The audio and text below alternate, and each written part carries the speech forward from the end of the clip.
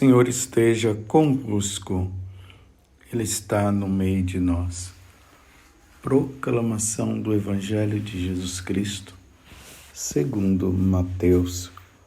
Glória a vós, Senhor. Naquele tempo, alguns mestres da lei e fariseus disseram a Jesus: Mestre, queremos ver um sinal realizado por ti. Jesus respondeu-lhes: Uma geração má e adúltera busca um sinal, mas nenhum sinal lhe será dado, a não ser o sinal do profeta Jonas. Com efeito, assim como Jonas esteve 3 dias e 3 noites no ventre da baleia, assim também o Filho do Homem estará 3 dias e 3 noites no seio da terra. No dia do juízo, os habitantes de Nínive se levantarão contra essa geração e a condenarão, porque se converteram diante da pregação de Jonas. E aqui está quem é maior do que Jonas. No dia do juízo, a rainha do sul se levantará contra essa geração e a condenará, porque veio dos confins da terra para ouvir a sabedoria de Salomão. E aqui está quem é maior do que Salomão. Palavra da salvação. Glória a vós, Senhor. Meus irmãos e minhas irmãs, ontem, domingo, nós entramos no 16º domingo do tempo comum e hoje é a segunda-feira da 16ª semana desse tempo comum. Hoje, por ser segunda-feira, não vamos esquecer que é o dia em que, na tradição da igreja, se recomenda que nós rezemos pelas almas do purgatório.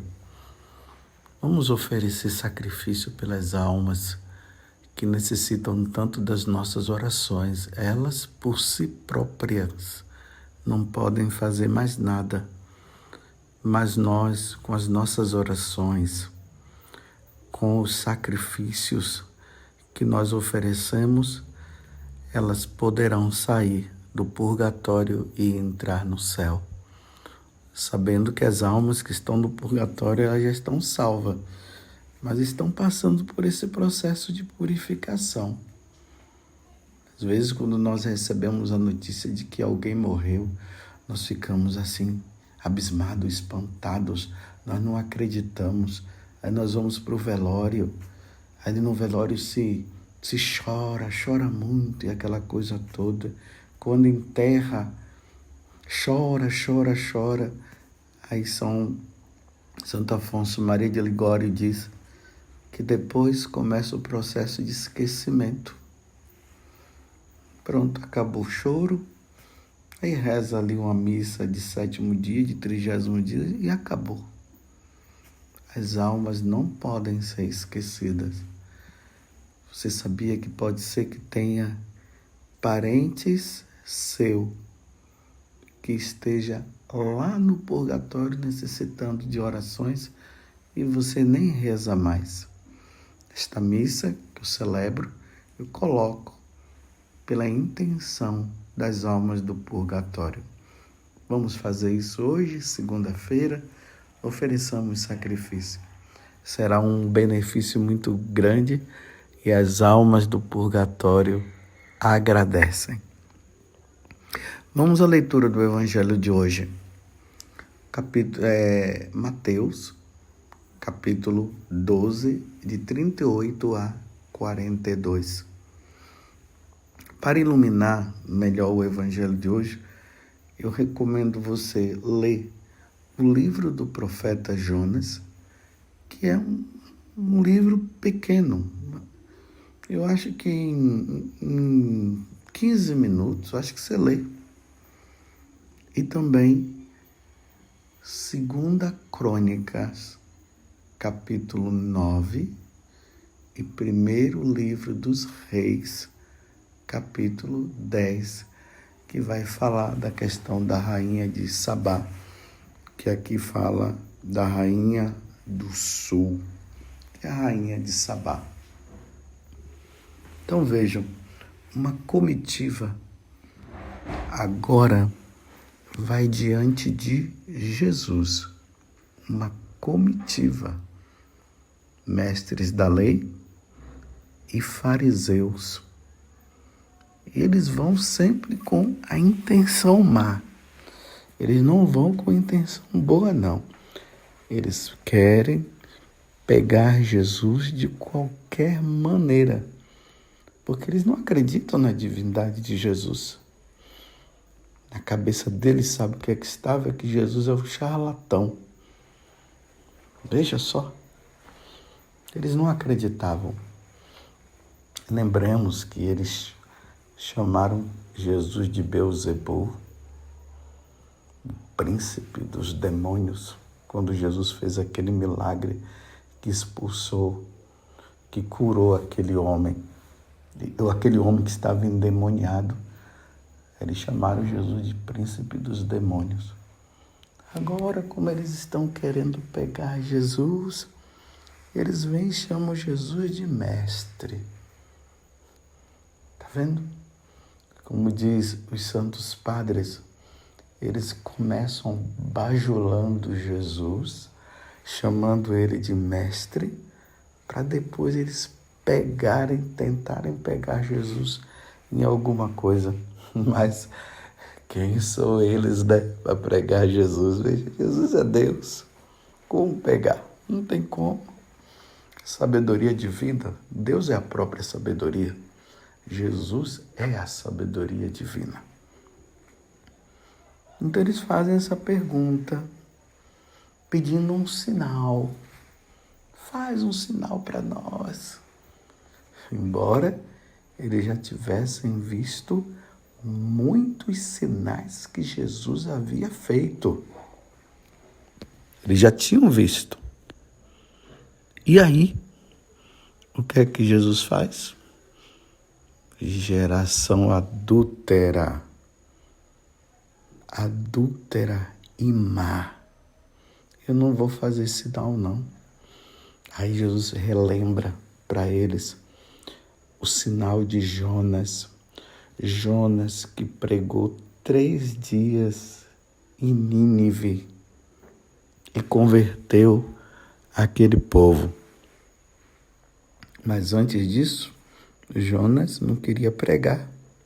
Então ele foi engolido por uma baleia. Ao 3º dia ele foi expelido. A baleia jogou ele para fora. E aí Jonas não teve outra alternativa senão ir e pregar para o povo de Nínive. E a pregação de Jonas teve um grande efeito. O povo lá se converteu. Leia o livro do profeta Jonas hoje que você vai ver.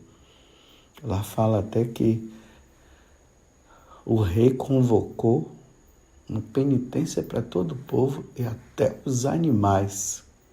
Até os animais fizeram penitência para dizer assim, que eles entenderam, porque se eles não se convertessem, um grande mal iria acontecer na vida deles. O outro exemplo que Jesus conta é da rainha de Sabá. Ela, sabendo de Salomão, que Salomão era um homem muito sábio, ela sai lá do país dela e vai visitar Salomão. E quando ela chega lá, ela se depara com a grande sabedoria de Salomão. Ela era uma pagã e ela consta que ela se converteu. Então Jesus está falando aqui de 2 mudanças que aconteceram. Uma com a pregação de Jonas e a outra com a rainha de Sabá, que foi visitar Salomão e aconteceu a conversão dela. E aí Jesus anuncia para eles, olha, ao mesmo tempo que Jesus fala que não vai fazer milagres, Jesus anuncia o grande milagre dele. Assim como o profeta Jonas esteve 3 dias e 3 noites no ventre da baleia, assim também o Filho do Homem estará 3 dias e 3 noites no seio da terra e depois ressuscitará. Então Jesus está anunciando para eles: eu não vou fazer mais milagre para vocês, porque os milagres vocês já viram e vocês estão com um coração duro. Mas o que é que eu vou fazer? Vocês vão ver. Vocês me matarão, mas ao terceiro dia eu ressuscitarei. É isso que Jesus está dizendo. Essa geração má e adúltera. Por que Jesus fala essa geração má e adúltera? O povo de Deus, os judeus, o povo de Israel, sempre foi tido como a esposa de Deus. Deus é o esposo e o povo de Israel é a esposa. Então, diante dessa situação de não acreditar em Deus, de não querer saber de Deus, isso é como um adultério. É um adultério. Imagine uma mulher casada e ela sai com outro homem. Um homem casado e sai com uma outra mulher. Isso é uma quebra da aliança, das promessas feitas. Então Deus está dizendo que o povo de Israel, através do comportamento dos doutores da lei e também dos fariseus, eles estavam agindo como adúlteros. Eles fizeram uma aliança com Deus e agora não estavam querendo saber de Deus. Vocês entenderam? Só que depois, com a vinda do cristianismo, a Igreja Católica agora é essa esposa. Jesus é o esposo. A Igreja Católica é a sua esposa. E essa esposa, ela precisa crer em Jesus. Ela precisa amar Jesus. Ela precisa cumprir o que Jesus ensina. Precisa ser fiel aos mandamentos da lei de Deus. Precisa se santificar através dos sacramentos. Principalmente o sacramento da missa, do sacrifício da missa, o sacramento da confissão e os outros sacramentos em si. Mas vejam, 2000 anos depois, veja como é que está a igreja. Essa geração também é ou não é má? Jesus ressuscitou? Claro que sim. Até um pagão poderá dizer assim: os católicos dizem que ele ressuscitou. E para nós católicos, ressuscitou ou não? Claro que ressuscitou. Se um católico não acredita na ressurreição de nosso Senhor Jesus Cristo, você já não é mais católico. Mas vejam, tantos milagres que Jesus fez lá no tempo dele e quantos milagres Jesus continua fazendo no tempo dele, no nosso tempo. Essa geração, nesta geração. Mas será que o nosso comportamento é um comportamento de pessoas que são fiéis a Deus? Ou o nosso comportamento é um comportamento igual ao dos pagãos que não creem? Enquanto os pagãos deveriam estar se voltando para Jesus e se convertendo, se batizando e entrando na igreja, cada vez mais, o que é que está acontecendo? O paganismo está tomando conta com toda a força e os católicos, que deveriam ser exemplo, está tendo um comportamento totalmente contrário. Os católicos estão se tornando pagãos estão tendo comportamento de pagãos e não de católicos, e não de cristão, não de seguidor de Jesus Cristo. É ou não é verdade? É só dar uma olhada no mundo, é só dar uma olhada ao nosso redor e nós vamos ver as situações deprimentes. O certo virou errado, o errado virou certo. Esse comportamento de dizer que Jesus agora é o bonzão, né? Ele é bom sim, não estou dizendo que não seja. Mas eu estou dizendo, Jesus o bonzão no sentido de que ele não leva em conta mais as nossas faltas, não tem problema. Podemos errar sim, porque Deus é misericórdia e Deus é perdão, não é assim que nós ouvimos. Isso é um adultério.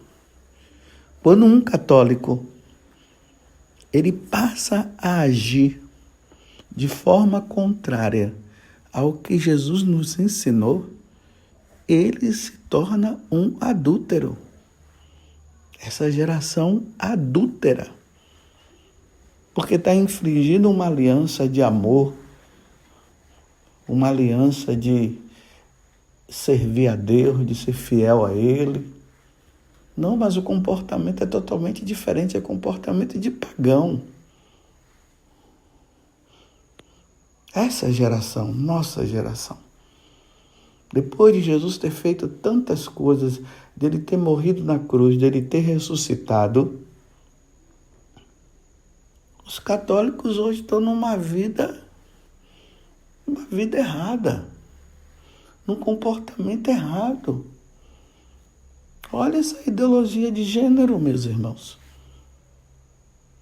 Olha essa questão aí do aborto.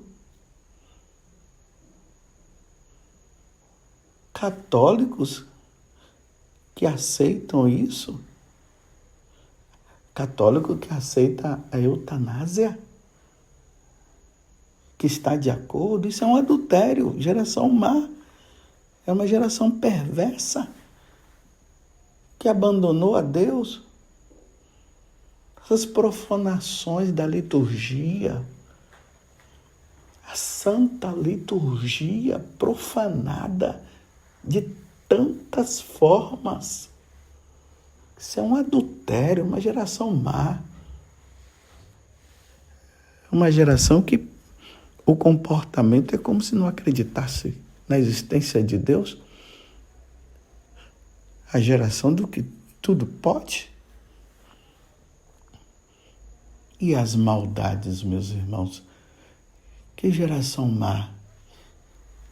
É só assistir o jornalismo, os jornais. É só entrar nas redes sociais que nós vamos vendo quantas atrocidades. Imagina um pai que mantém cativo a sua filha e ali vai usando da sua filha como se fosse uma mulher. Que maldade!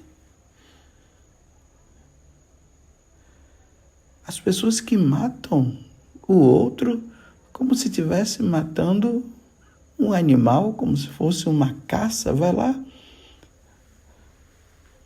pega o revólver e atira, pá, e mata.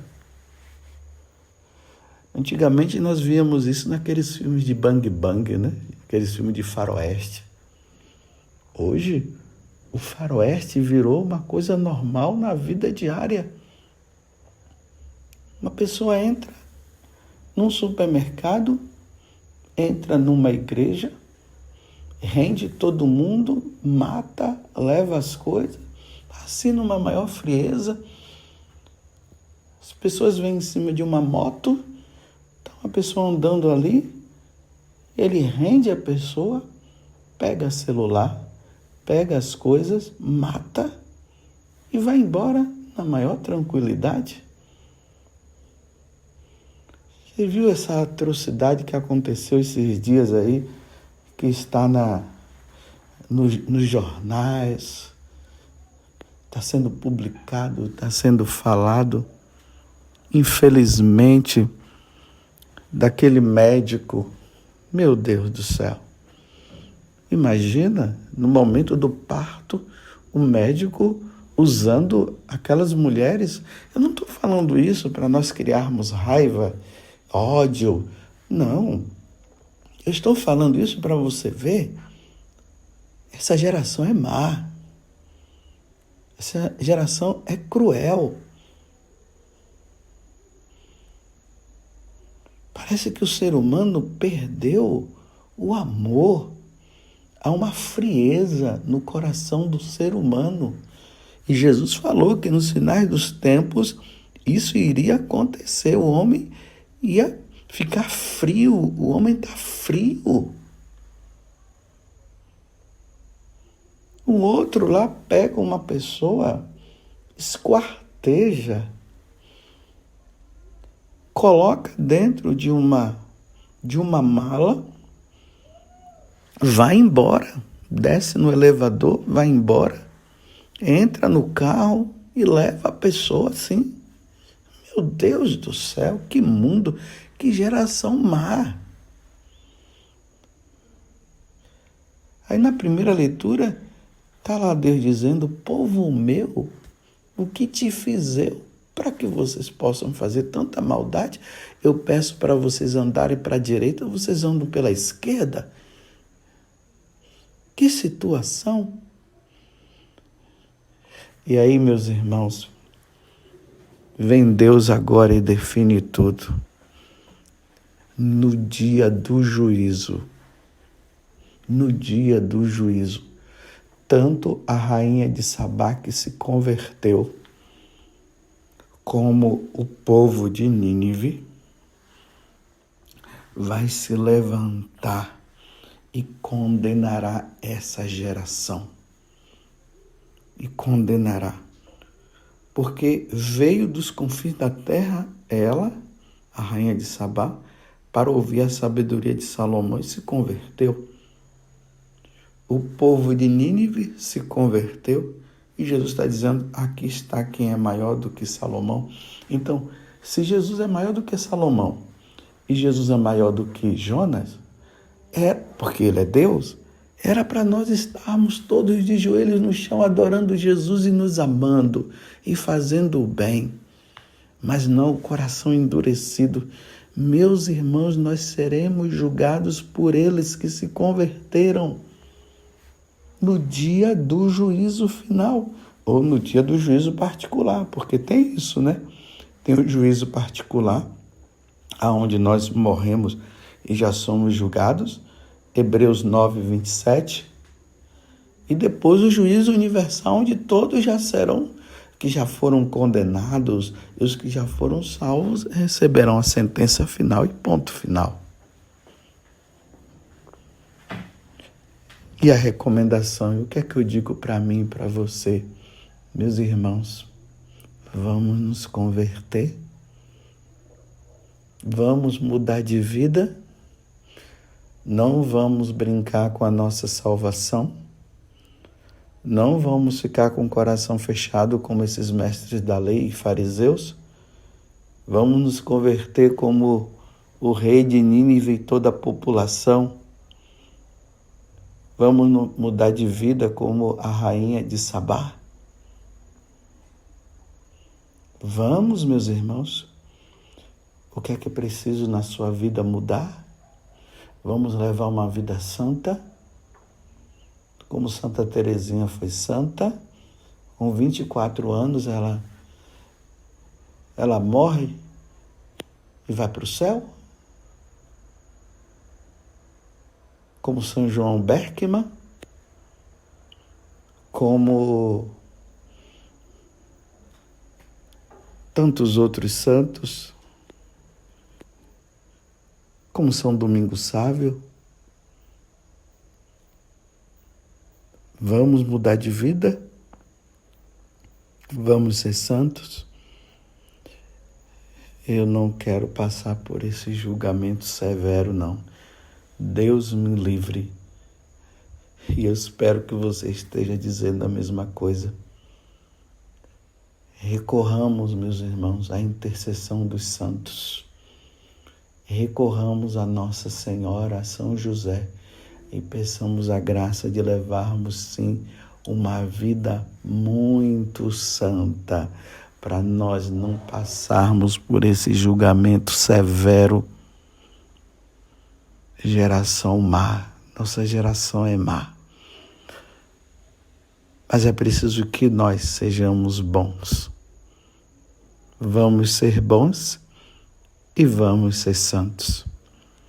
Ó Virgem Santíssima, não permitais que eu viva e nem morra em pecado mortal.